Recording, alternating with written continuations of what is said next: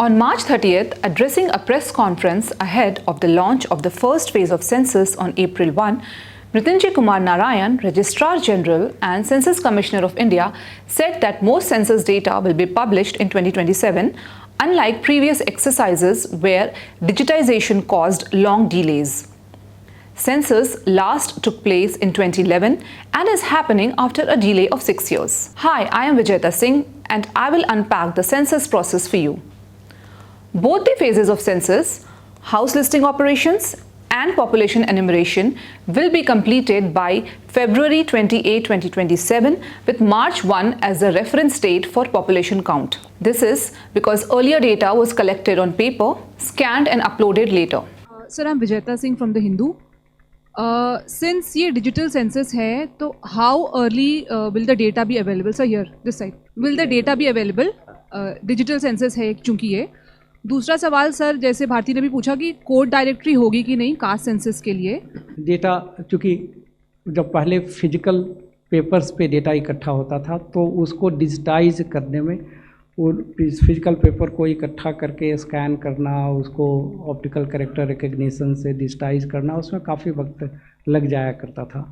तो डिजिटल अब इस बार डेटा डिजिटल माध्यम से प्रारंभ से ही प्राप्त होगा, इसलिए आंकड़े काफ़ी शीघ्रता से जारी किए जा सकेंगे. काफ़ी आंकड़े जो है 2027 में ही हम लोग जारी कर देंगे. This time the entire process is digital. Other than this being the first digital census, there are other takeaways. Population Census 2027 is the first to enumerate caste and the first to allow self-enumeration option to respondents. Mr. Narayan said that the methodology for caste enumeration that will be collated in phase 2 is still being finalized with several suggestions under examination. जाति जनगणना की आपने बात की है, उसमें देखिए इसमें जो नंबर 1 हम हाउस होल्ड की जानकारी ले रहे हैं. व्यक्तिगत जानकारी सेकंड चरण में लेंगे. तब तक सेकंड चरण के प्रश्नों का इंतजार कीजिए कि किस प्रकार से उन प्रश्नों का निर्धारण होगा. और इसमें जनगणना में अगर दोनों चरणों को मिलाकर के भी बात करें तो जनगणना में जो व्यक्तिगत जानकारी दी जाती है उसका किसी भी दशा में प्रयोग नहीं हो सकता है. उसका प्रयोग इंडिविजुअल आंकड़े का प्रयोग नहीं हो सकता है, सिर्फ एग्रीगेट आंकड़ों का प्रयोग होता है. उस आंकड़े के आधार पे किसी योजना का लाभ, किसी व्यवस्था का लाभ देने की व्यवस्था नहीं है. Except for Ladakh and snowbound areas of Jammu and Kashmir, Himachal Pradesh and Uttarakhand, the second phase of census will be conducted next year. In Ladakh, Jammu and Kashmir, Himachal Pradesh and Uttarakhand, the second phase is to be completed by September 30th this year, which essentially implies that the caste questionnaire will be notified by June to July this year, as a test run will also have to be done before the final exercise. The officials stressed that census data is confidential under the Census Act 1948. Individual data cannot be shared with states, the judiciary or accessed under the Right to Information Act. Only aggregate data will be released and census data cannot be used for reservation benefits. One of the most important features is the self-enumeration option. Self-enumeration will be available in 16 languages starting April 1 for select states and regions including Goa, Karnataka, Odisha, Mizoram and parts of Delhi. Officials say this will reduce the burden on enumerators and reflect rising digital literacy. The data keyed in during self-enumeration will be verified by enumerators during door-to-door visit and the option is only available for residents living in India. Bharat में शुरू होने जा रही है जनगणना, यानी देश में कितने लोग हैं इसकी गिनती. पर इस बार की जनगणना खास है और खास इसलिए है कि इसमें डिजिटल तकनीक का इस्तेमाल किया जा रहा है. जनगणना 2 चरणों में होगी. पहले चरण में हाउस लिस्टिंग यानी मकान सूचीकरण एवं मकानों की गणना और दूसरे चरण में जनसंख्या गणना की जाएगी. तो बात करते हैं पहले चरण की. इसमें निर्धारित प्रगणक घर जाकर जानकारी एकत्र करेंगे और मकानों की गणना करेंगे. यह प्रक्रिया सेल्फ एनुमरेशन पोर्टल यानी स्वगणना के माध्यम से भी की जा सकती है. इसमें परिवार का मुखिया या कोई सदस्य पोर्टल पर जाकर अपने घर और सुविधाओं से जुड़ी जानकारी स्वयं भर सकता है. ध्यान रखें, एक मोबाइल नंबर से केवल एक ही घर का लॉगिन संभव है, जिसकी एंट्री परिवार के मुखिया की ओर से होगी. मुखिया का नाम बदला नहीं जा सकता. लोगों द्वारा पहले से जानकारी भरे जाने से गणना आसान और तेज हो जाती है.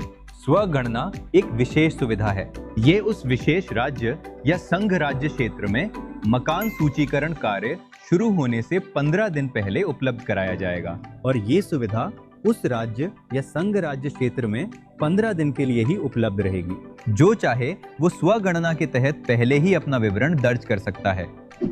स्वगणना पोर्टल में एंट्री का तरीका। सबसे पहले पोर्टल खोलें, फिर अपना राज्य या केंद्र शासित प्रदेश भरें, फिर कैप्चा भरें। इसके बाद स्वागत स्क्रीन आगे के चरणों का मार्गदर्शन करेगी। परिवार की मुखिया जैसे यहाँ सुशीला देवी अपना नाम और मोबाइल नंबर दर्ज करती हैं। अपनी भाषा चुनें, फिर OTP से सत्यापन होता है। पूरी प्रक्रिया सुरक्षित और बहुत आसान है। जिला और नजदीकी स्थान चिन्ह यानी लैंडमार्क चुनना जरूरी है। मैप पे मार्कर दिखाई देगा, वही अपने घर का स्थान चिन्हित करें। इसके बाद HLO प्रश्नावली का पृष्ठ खुल जाएगा।